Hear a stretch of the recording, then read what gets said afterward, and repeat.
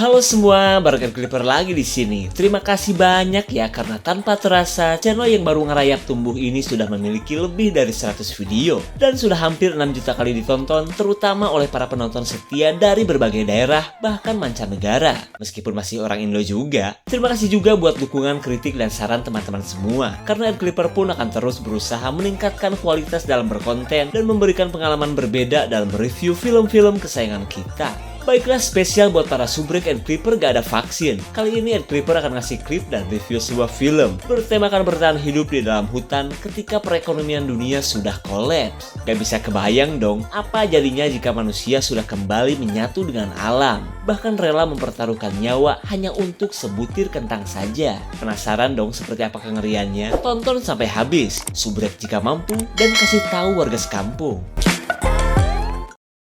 Cerita dibuka dengan fakta mengerikan ketika pertumbuhan populasi manusia sudah tidak seimbang lagi dengan perkembangan ekonomi dunia. Makin lama kondisi ini pun semakin mengerikan, hingga mengakibatkan banyak manusia yang mati kelaparan. Sementara orang-orang yang masih bertahan akhirnya memilih menjalani hidup di tengah hutan. Kemudian cerita berawal dari kegiatan seorang pria bernama Martin, yang untuk kesekian kalinya mendapatkan seorang penyusup hasil jebakannya.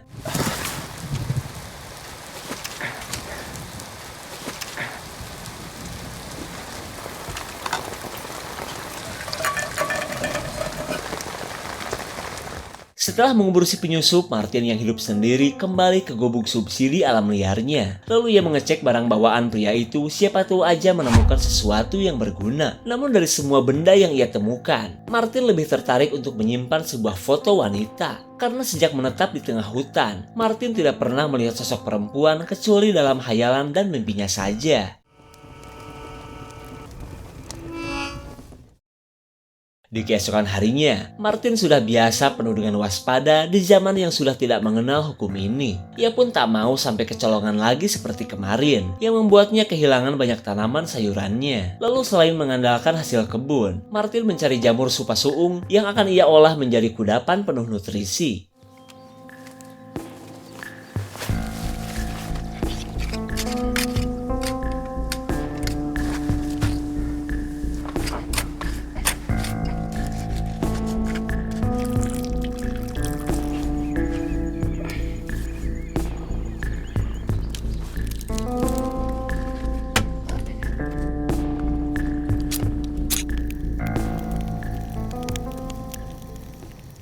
Setelah menggarap perkebunan imutnya, Martin lanjut mendulang minyak hasil fermentasi jasad dari komplek kuburan pribadinya. Di mana semua ini ia jadikan bahan bakar untuk menerangi malamnya yang sepi sejak kematian adiknya beberapa tahun yang lalu.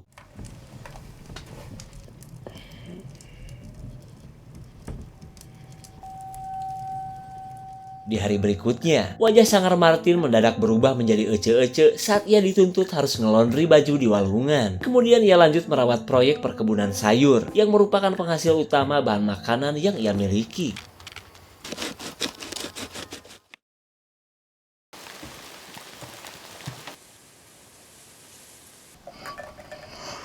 Mendengar kedatangan seseorang, Martin langsung bersiaga takut penyusup mendatangi rumahnya lagi.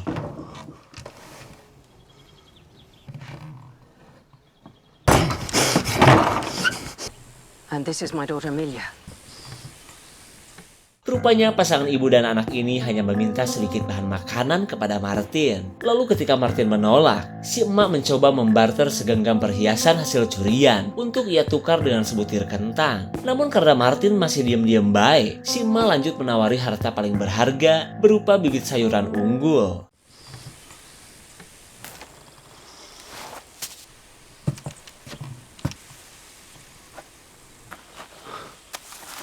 Setelah apa yang ditawarkan oleh si emak, Martin akhirnya mempersilahkan kedua orang ini untuk masuk. Tapi tiba-tiba, Martin menginginkan anaknya si emak untuk ia jadikan pelampiasan belalainya yang sudah vakum dari dunia peraduk songkolan. Mendengar permintaan tersebut, wanita bernama Amelia ini langsung setuju, asalkan Martin memberikan ia dan emaknya makanan terlebih dulu. Dan setelah mereka sepakat, Martin melakukan pemeriksaan sesuai SOP yang ia terapkan demi keamanan saat beraduk songgol nanti.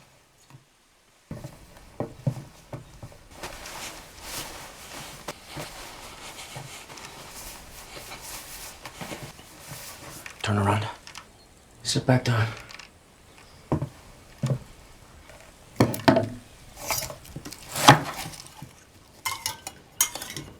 Singkat cerita, Milya dan emaknya begitu lahap menikmati sayur kentang hambar yang mereka anggap makanan mewah yang tak pernah ditemukan di resto manapun. Lalu di tengah kebersamaan mereka, si emak menceritakan jika ia dan anaknya memang belum lama mengembara di hutan seperti kebanyakan orang. Hingga si emak pun ragu apakah ia dan anaknya mampu bertahan jika hanya berjalan tanpa tujuan seperti ini. Namun daripada nyimak obrolan si emak, Martin yang sudah kebelet pipis nikmat meminta si emak untuk memberikannya waktu berduaan bersama Milya.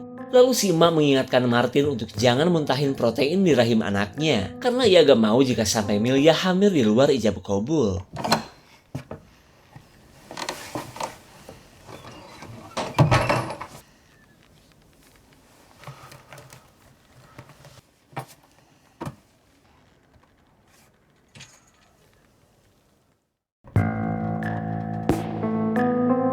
Beberapa jam berlalu, si emak sebenarnya merasa bersedih karena telah menjablaikan anaknya hanya untuk makanan. Tapi ya mau gimana lagi, bagi si emak lebih baik menyelamatkan lambung yang sudah mengkerut ketimbang rahim imut milik anaknya.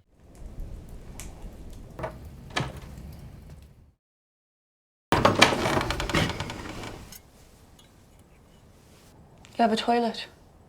Use your nose.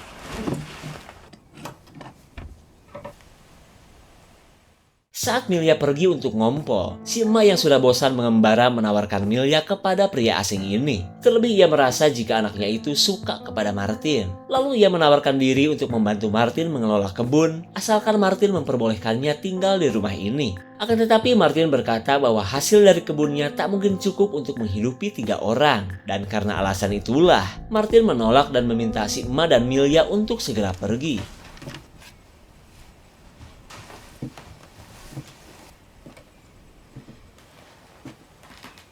Dirasa sudah bosan hidup pengembara yang jauh dari makanan, Milya mencoba PDKT kepada Martin dengan memberikan skincare bewok kepadanya. Ya siapa tahu aja Martin butuh sosok pendamping dan seorang pekerja untuk mengurus kebunnya.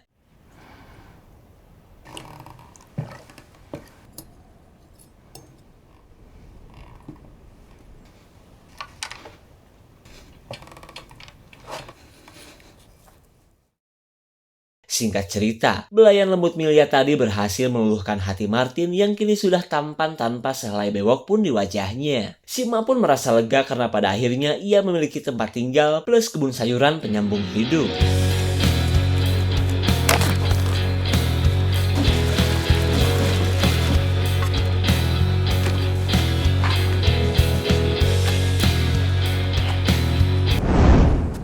Melihat Martin selalu membawa senjata, si emak yang merasa terancam nekat menggeledah rumah untuk mencari di mana pria itu menyimpan stok amunisinya. Namun daripada ketemu, si emak malah menemukan batangan rokok dan masa lalu Martin saat ibu dan adiknya masih hidup.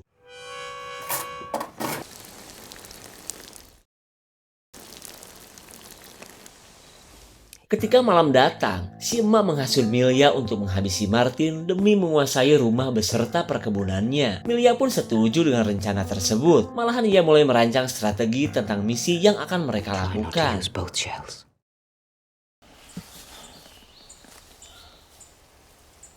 Di keesokan harinya, Milya sudah mendapatkan stok peluru Martin yang ternyata cuma 2 butir. Lalu mereka sepakat untuk segera menghabisi Martin mumpung ada kesempatan. Kemudian Milya pura-pura pergi ke sungai, sembari mencuci sumpal celengannya yang sudah penuh dengan darah bulanan.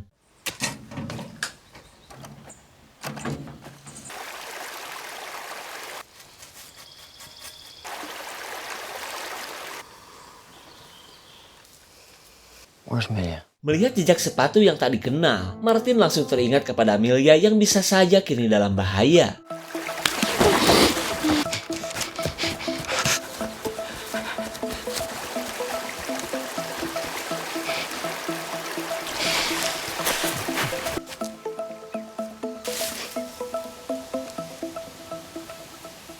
Setibanya di padang rumput, Martin baru sadar ternyata peluru yang biasa ia bawa sudah menghilang. Tapi meskipun demikian, ia akan tetap berusaha menyelamatkan Milya.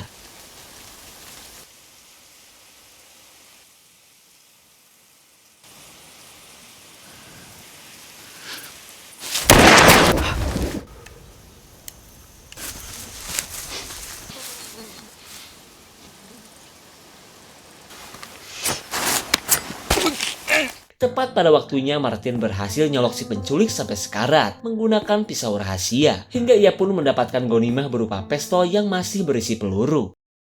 Singkat cerita, Milya menolong Martin yang terkena luka tembak di bagian perut. Karena bagaimanapun juga pria ini telah menyelamatkan hidupnya. Dan ya kalau sudah begini, si emak yang tadinya punya niat jahat akhirnya turut memandu Milya melakukan operasi dadakan.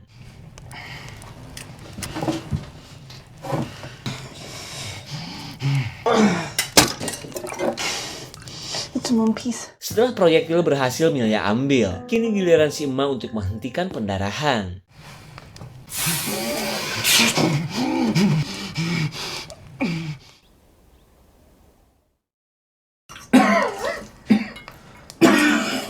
Rupanya efek operasi abal-abal tadi malah membuat kondisi Martin kini memburuk, di mana semua itu akibat bekas luka bakar dari si emak yang ternyata malah infeksi. Kemudian Martin mencari beberapa belatung dari kuburan untuk membersihkan bakteri pada bekas luka tembak di perutnya.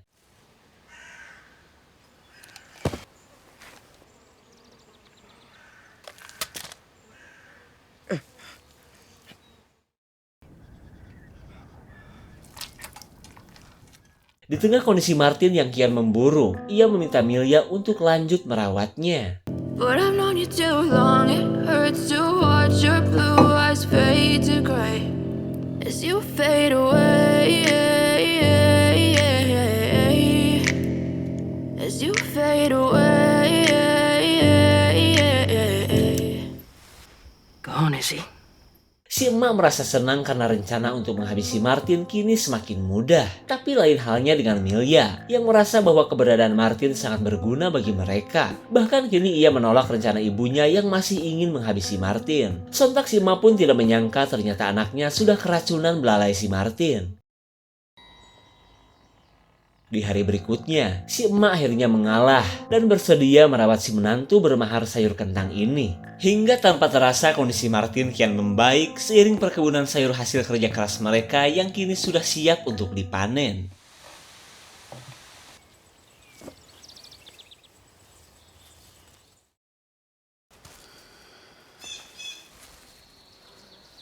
Makin lama hubungan Martin dan si emak membaik, layaknya seorang ibu dan menantu idaman. Terlihat si emak pun bersemangat saat ia akan mencari sumber protein milik Bunda Gagak yang sedang menantikan buah hatinya menetas.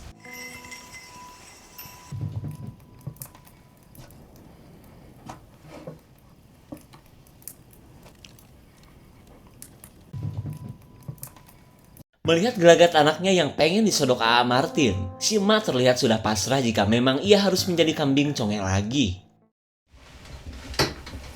Setelah puas menyodok barang pecah belah Milya, Martin baru sadar penghangat ruangan miliknya sudah kehabisan bahan bakar. Lalu ia bergegas mengambil beberapa kayu agar suasana hangat bersama Milya tidak terganggu cuaca dingin lagi. Melihat kedatangan beberapa orang, Martin langsung memberitahu Milya dan si emak untuk bersiaga karena ia merasa komplotan itu pasti akan melakukan perampokan di rumahnya. Di tengah kepanikan mereka, si emak pun akhirnya memberikan 2 butir peluru yang sempat ia sembunyikan.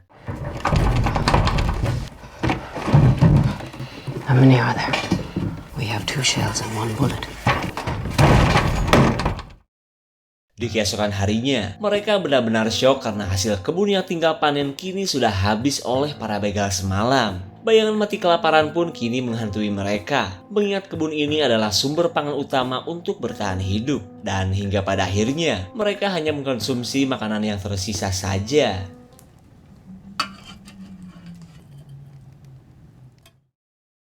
Beberapa hari berlalu, kondisi mereka kini sudah memprihatinkan. Bahkan bukan karena soal makanan saja, Milya pun kini sedang hamil hasil kumpul kambingnya dengan si Martin. Dan tentu saja bagi Milya ini adalah masalah baru yang harus segera ia atasi. Singkat cerita, keluarga tanpa proses pernikahan ini membangun kembali perkebunan milik Martin. Mereka pun memilah sisa tanaman yang masih bisa ditanam kembali. Tapi lain halnya dengan Milya, ia curi-curi kesempatan mengambil sebuah kawat untuk menggugurkan kehamilannya.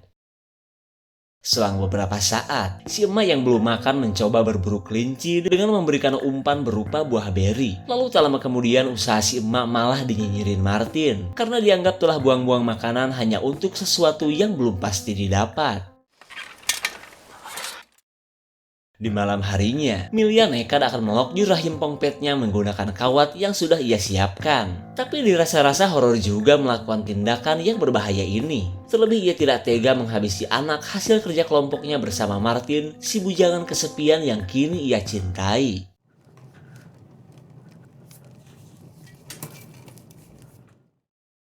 Di keesokan harinya, Mak Blonde kesal karena jebakan yang ia buat ternyata zonk. Keadaan ini benar-benar membuatnya hampir depresi karena sejak kemarin ia dan Milya belum makan. Kemudian si Mak berkata bahwa di dapur sebenarnya masih ada beberapa jamur, tapi hanya cukup untuk 2 orang. Ia pun menyuruh agar Milya dan Martin saja yang memakannya. Mendengar keluhan ibunya, Milya terlihat gak tega. Lalu ia mengajak si emak untuk menghabisi Martin seperti rencana mereka sebelumnya. Dan setelah mereka sepakat, Milya berniat ngabolang ke tengah hutan untuk mencari jamur yang beracun.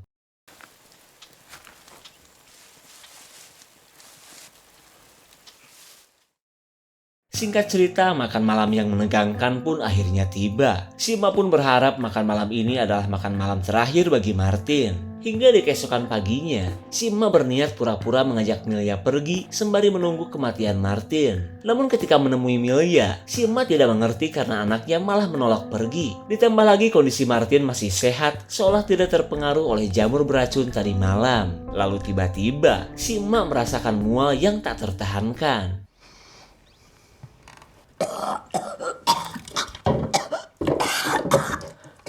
You know it's too late. Si emak akhirnya sadar bahwa dirinya lah yang sebenarnya telah diracuni oleh Milya. Meskipun ia tahu, jamur yang digunakan Milya tidak cukup ampuh untuk membunuhnya. Kejadian ini membuat si emak sadar jika anaknya lebih memilih Martin daripada hidup compang-camping bersamanya.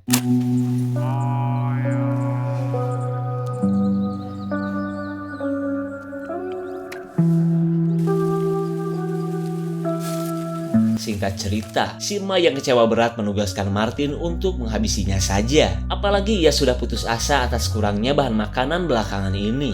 Di saat itu pula, Milya yang sedang hamil meratapi rasa bersalahnya terhadap si emak. Terlebih ia tidak mungkin meracuni Martin yang kelak akan menjadi ayah dari anak mereka. Sesaat sebelum dieksekusi, si emak menyuruh Martin untuk menggunakan pisau saja daripada buang-buang peluru. Tapi sebelum itu, si emak yang kelaparan berat meminta waktu sebatang heula sebelum Martin menghabisinya.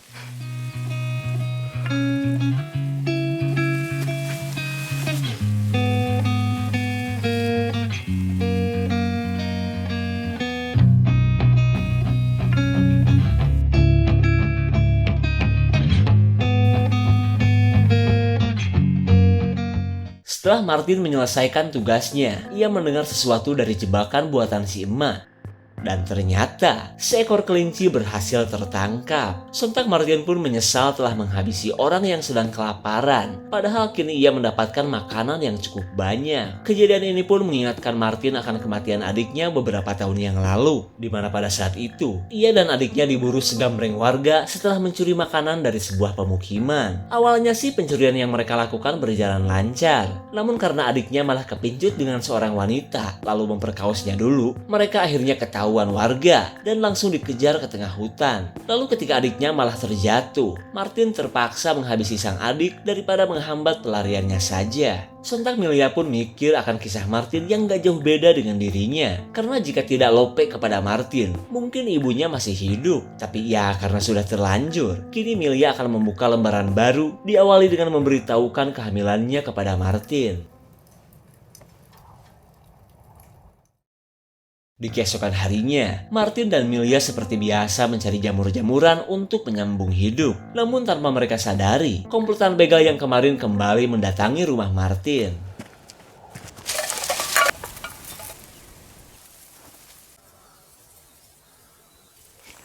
Sebelum para begal menemukan mereka, Martin menugaskan Milya untuk mengambil tabungannya lewat atap belakang rumah. Sementara ia akan terus bersiaga ketika para begal mulai merangsak masuk.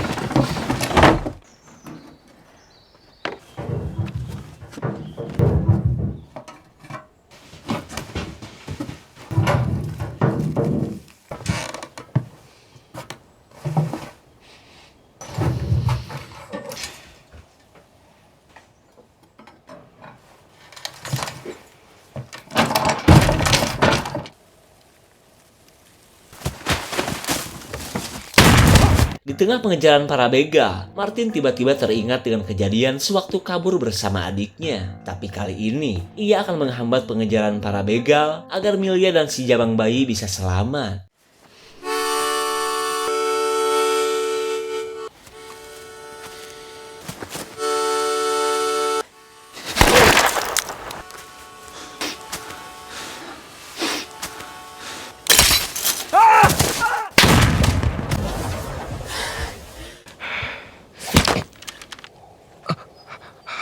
Perlawanan Martin akhirnya terhenti saat sebuah anak panah nyocol ke perutnya. Hingga Martin pun kini sudah tak berdaya saat rumah yang selama ini ia tempati dibakar komplotan begal. Terlihat ia pun cuma bisa menatap pasrah ketika para begal akan segera mengeksekusinya.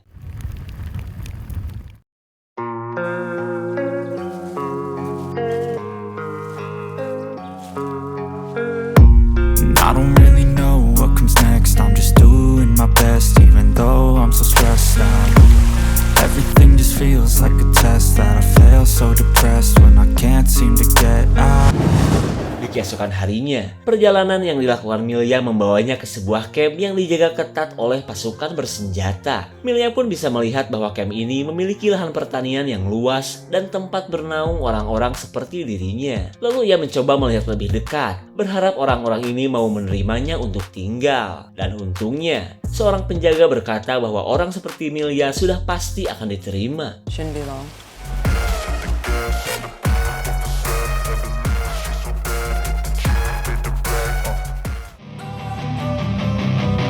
Don't wanna sleep. Penderitaan Milya adalah satu dari sekian banyak orang yang mencoba bertahan hidup di tengah kondisi global yang membagongkan. Karena pada hakikatnya manusia akan kembali kepada alam ketika semuanya sudah tidak berjalan seperti semestinya.